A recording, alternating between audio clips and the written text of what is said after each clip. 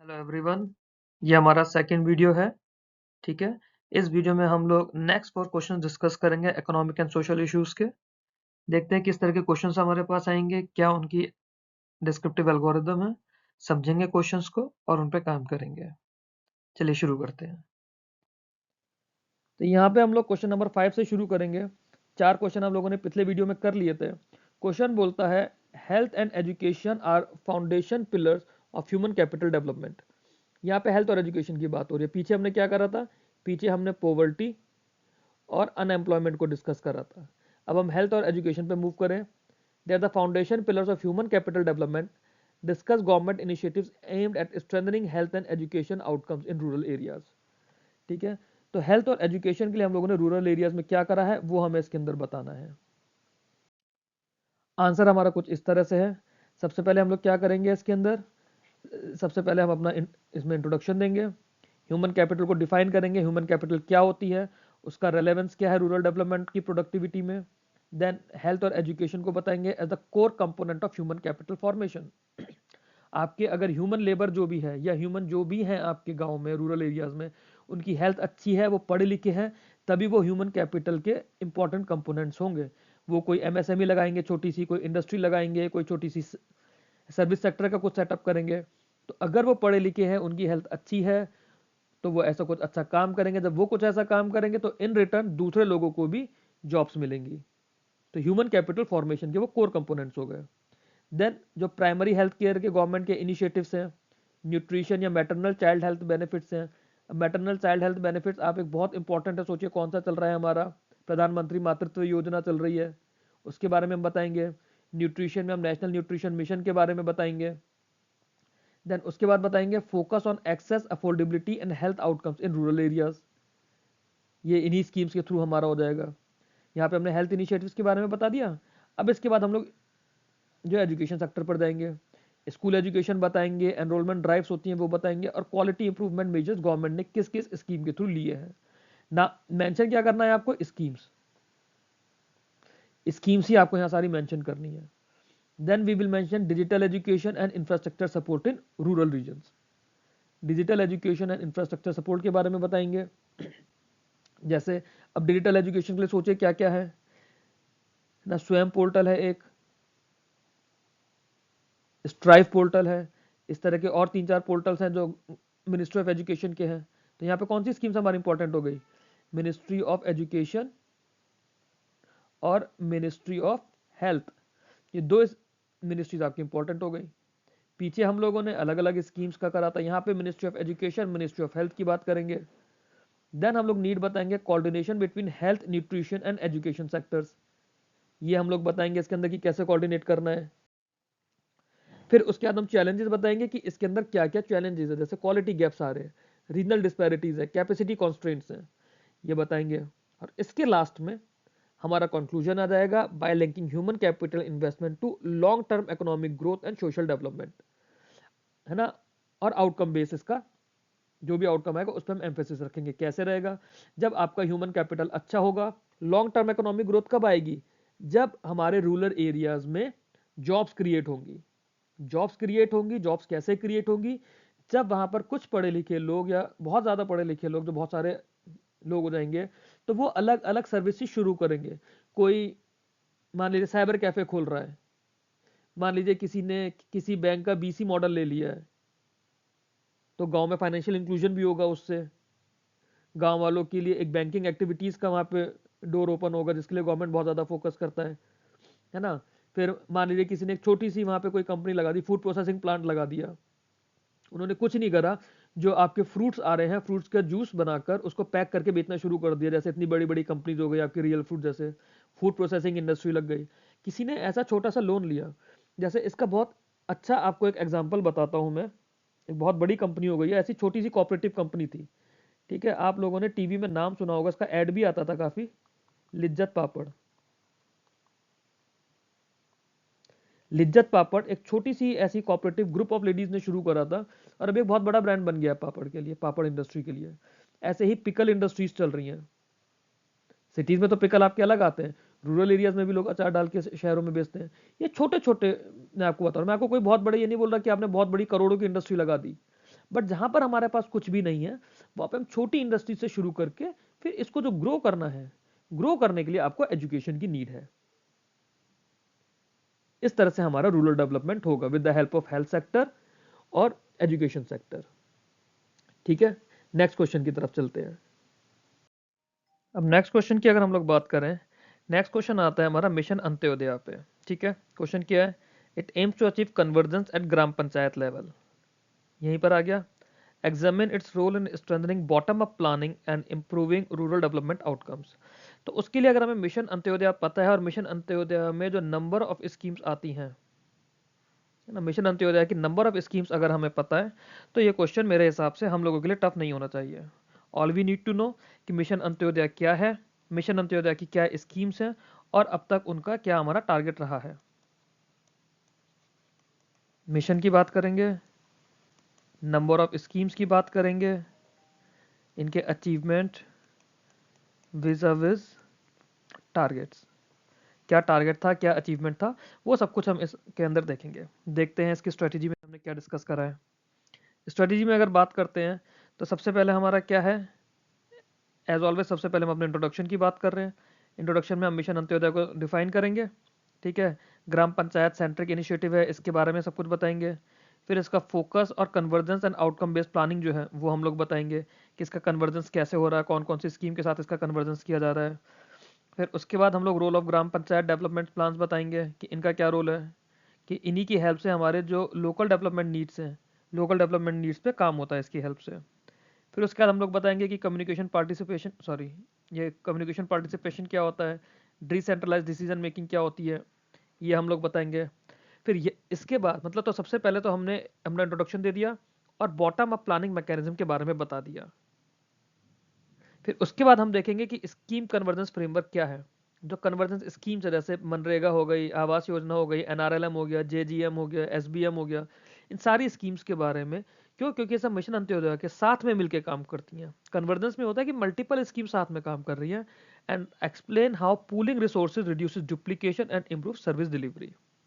ये इसके आंसर में आपको लिखना है। कैसे लिखना है, जो आपको आता है आप लोग मेरे को टेलीग्राम पे बताइए। पूरा नहीं बता रहे तो सिर्फ एक एक पार्ट करके आप लोग शेयर करिए। अगर ये एक एक पार्ट भी आप लोग शेयर करेंगे ना तो एक ग्रुप एक्टिविटी की तरह, कम्युनिटी की तरह हम लोग ग्रो भी करेंगे और हमारे आंसर्स और इंप्रूव होंगे। मेरे अलावा हो सकता है जो थॉट प्रोसेस में मेरे ना आए, आप लोगों के थॉट्स में कुछ आ जाए। तो इससे ओवरऑल, जैसे हम यहाँ पे होलिस्टिक डेवलपमेंट की बात कर रहे हैं ना, हम लोग बात कर रहे हैं ना होलिस्टिक डेवलपमेंट, तो सेम वे अपने ग्रुप में, अपने चैनल में भी मैं चाहूंगा अगर हम लोग होलिस्टिक डेवलपमेंट करके जितनी भी वैकेंसीज हैं सारी हम लोग एक साथ निकाल लें, जो भी मेरे साथ जुड़े हुए हैं। एनीवेज आगे चलते हैं। विल हाईलाइट इंप्रूव टारगेटिंग और डिप्राइव जीपीस, है ना। देन इसके बाद हम लोग कंक्लूजन अपना बना देंगे ये सब करके। ये हमारा इस क्वेश्चन को टैकल करने का तरीका होगा। अगला क्वेश्चन देखते हैं। Despite multiple poverty alleviation programmes, multidimensional poverty persist in rural Indias. ठीक है, फिर से हम लोग पॉवर्टी एलिवेशन प्रोग्राम पर आ गए और मल्टी डायमेंशनल पॉवर्टी अभी भी चल रही है। We need to discuss the structural reasons and suggest policy level solutions. देखते हैं इसमें क्या क्या हम लोगों को करना है। सबसे पहले हम मल्टी डायमेंशनल पॉवर्टी को इसमें एक्सप्लेन करेंगे क्या होता है ना। इनकम के अलावा जो डेप्रीवेशन है, हेल्थ के लिए, एजुकेशन के लिए, लिविंग स्टैंडर्ड्स के लिए जो नहीं मिल पा रहा है वो बताएंगे। उसके बाद इसे social and economic condition of rural India से लिंक करेंगे। फिर हम लोग बताएंगे कि ऐसा होता क्यों है, लो एग्रीकल्चर प्रोडक्टिविटी है या डोमिनेंस ऑफ इनफॉर्मल एम्प्लॉयमेंट है। इसके अंदर लो एग्रीकल्चर प्रोडक्टिविटी के लिए हम लोग क्लाइमेट चेंज को ऐड करेंगे कि क्लाइमेट की वजह से, वेदर कंडीशंस की वजह से, हैवी रेनफॉल की वजह से, ड्रॉट की वजह से हमारा प्रोडक्टिविटी अफेक्ट हो रही है ना। फसल हो रही है, बारिश हो गई, बेमौसम बरसात जो होती है, फसल किसानों की खराब हो जाती है, वो सब फैक्टर्स हम लोग यहाँ पे डालना शुरू करेंगे। Then we mention the livelihood diversification and seasonal income instability. सूखे के टाइम पे कई बार इनकम नहीं होती है कोई भी, बाढ़ आ जाती है, मानसून के टाइम पे पूरी पूरी की पूरी फसल बह जाती है, लॉस हो जाता है, नहीं हो पाती है वहाँ पे इनकम स्टेबिलिटी, नहीं इनकम जनरेशन हो पाता है, वो सब कुछ यहाँ बताएंगे। फिर education education, health care, nutrition outcomes के जो गैप्स हैं, उसके बाद हम लोग रीजनल डिस्पैरिटीज बताएंगे। अब यूपी में, बिहार में अलग कंडीशंस है, राजस्थान में और ज़्यादा अलग कंडीशंस है, एमपी में जब एमपी में फ्लड्स आते हैं वहाँ की कंडीशंस अलग हो जाती हैं, उत्तराखंड में लैंडस्लाइड हो जाता है, इतनी ज़्यादा बारिश होने लगती है। तो कैसे सोशल एंड इंस्टीट्यूशनल फैक्टर्स और जो रीजनल डिस्पैरिटीज़ हैं वो अफेक्ट कर रही हैं। फिर हम इश्यूज बताएंगे कि जो ऑलरेडी हमारे प्रोग्राम्स हैं उनके अंदर क्या क्या दिक्कतें हैं, स्कीम कन्वर्जेंस की, poor targeting, leakages and lack of scheme convergence. Awareness gaps बताएंगे, लास्ट माइल डिलीवरी कंस्ट्रेंट्स कि एंड यूजर तक हमारी सर्विसेज नहीं पहुंच पाती हैं, हमारे स्कीम का बेनिफिट नहीं पहुंच पाता है, उनके पास अवेयरनेस नहीं होती है। अभी भी अगर आप ये समझिए, एज ऑन डेट भी अगर नए नए लोग अपना जनधन खाता खुलवा रहे हैं, तो जिस स्कीम को लॉन्च किए हुए 11 साल हो गया है, 11.5 साल ऑलमोस्ट, तो उस स्कीम की अवेयरनेस लोगों तक नहीं पहुंची है। बैंकिंग सेक्टर इतना ज़्यादा इस चीज़ के लिए लगा हुआ है कि लोगों के अकाउंट्स खुले, बट नहीं खुल पा रहे हैं ना। अभी भी बहुत बड़ा सेगमेंट ऐसा है लोगों का जिनके अकाउंट्स नहीं खुले हैं, तो वो अवेयरनेस गैप्स में आ जाता है। देन हम लोग बात करेंगे कि कैसे इंटीग्रेटेड एरिया बेस्ड और डेटा ड्रिवन इंटरवेंशंस की नीड हमें पड़ेगी। कुछ इस तरह के ना राइटअप्स में सेपरेटली आपको दूंगा, apart from video and answers. कुछ चीज़ें जैसे कुछ स्कीम्स का कन्वर्जेंस, जैसे पॉवर्टी से रिलेटेड स्कीम्स है, उन्हें अलग से एक बार एक्सप्लेन करके उनका कन्वर्जेंस करेंगे। हाउसिंग से रिलेटेड हो गई, एम्प्लॉयमेंट जनरेशन से रिलेटेड हो गई, रूरल इनकम से रिलेटेड हो गई। कोशिश करेंगे कि इन चीज़ों पे मैं आपको राइटअप या वीडियोस कुछ दे पाऊँ, बट क्योंकि टाइम हमारे पास लिमिटेड है, सिर्फ मेरे भरोसे आप लोग प्लीज इसमें मत रहिएगा। जो भी आप लोग सोर्सेज फॉलो कर रहे हैं उन्हें करते रहिए साथ साथ। मैं सिर्फ एक एड ऑन की तरह काम करूंगा, एक राइडर की तरह, कि सिलेक्शन और प्रिपरेशन के बीच का जो डिफरेंस है आई विल ट्राई कि वो मैं आप लोगों के लिए रिड्यूस कर पाऊँ या एलिमिनेट कर पाऊँ। और फिर हम इसे कंक्लूड कर देंगे, convergence led outcome oriented poverty reduction.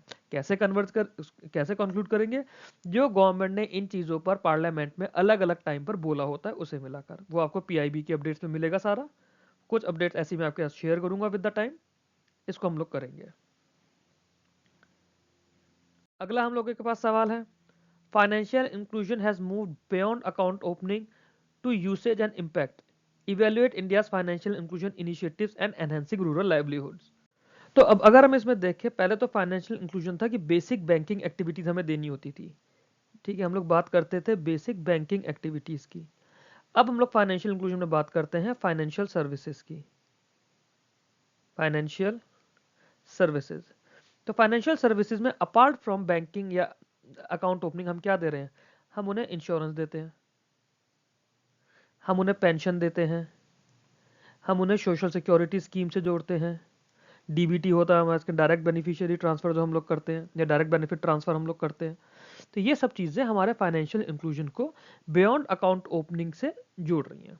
तो यही सब हमें इसमें बताना। तो बेसिकली रिसेंटली गवर्नमेंट ने अगस्त के टाइम पर जो कुछ बताया था पार्लियामेंट में या पीआईबी पे जो आया था, आपकी इन 4-5 स्कीम्स की डिटेल्स आई थी, वही डिटेल्स आपको यहाँ लिख देनी है। पूरा आपका डेटा ड्रिवन आंसर है, एज पर द गवर्नमेंट या as per the records available है ना, इतना इतना ये अकाउंट खुले हैं, इतने लोगों ने इंश्योरेंस स्कीम में, जीवन ज्योति बीमा योजना की इंश्योरेंस स्कीम में एनरोल करा है, इतने लोगों ने फसल बीमा के थ्रू करा है, या फिर इतने लोगों ने सुरक्षा बीमा के थ्रू करा है, इतने लोग अटल पेंशन योजना में इन्वॉल्व हो गए हैं। उसमें रूरल का भी मेंशन होता है कि इसमें से रूरल लोग कितने हैं। फाइनेंशियल इंक्लूजन से हम लोग देखते हैं कितना हमारा यूपीआई का ट्रांजैक्शन हुआ है, कितने लोग यूपीआई से जुड़ गए हैं, हर महीने की अपडेट्स आती हैं। उसमें रूरल और अर्बन सेक्टर का आप देखेंगे, आप डालेंगे कि इतने लोग रूरल में डिजिटल पेमेंट से जुड़ गए हैं। तो ये हमारा इसका आंसर बनेगा कुछ इस तरह से। स्ट्रेटजी में हमने क्या डाला है, फाइनेंशियल इंक्लूजन बताएंगे है ना, और उसका एवोल्यूशन बताएंगे बहुत ब्रीफली। देन शिफ्ट बताएंगे कि अकाउंट ओपनिंग से हटके मीनिंगफुल यूसेज हुआ है फाइनेंशियल का। फिर यार जनधन योजना, डीबीटी, जन सुरक्षा स्कीम, डिजिटल पेमेंट इनिशिएटिव्स, इनके बारे में बताएंगे। फिर इनका रोल ने कैसे फॉर्मल फाइनेंशियल एक्सेस बनाया है रूरल हाउस होल्ड्स के लिए। देन उसके बाद बताएंगे कि क्रेडिट, इंश्योरेंस और सेविंग से कैसे लाइवलीहुड एनहेंस होता है। फिर इनकम स्टेबिलिटी और reduce dependence on informal lenders. आप जो ये साहूकार से जो लोग पैसा ले लेते हैं, अपनी ज़मीन गिरवी रखी है कुछ उससे, तो वो इनफॉर्मल लेंडर्स को हटा के अब प्रॉपर सिस्टम से पैसा लेंगे। Then account dormancy, digital literacy gaps, infrastructure constraints ना, trust deficits and behavioural barriers, ये चीज़ें हम थोड़े चैलेंजेस बताएंगे, जो चैलेंजेस हैं हमारे इसके। फिर उसके बाद हम कंक्लूड करेंगे कि हमें क्वालिटी ऑफ इंक्लूजन और फाइनेंशियल कैपेबिलिटी पे ध्यान देना है। And then we conclude with sustainable and impact driven फीना, मतलब फाइनल एक्शन जो हमारा लेना है।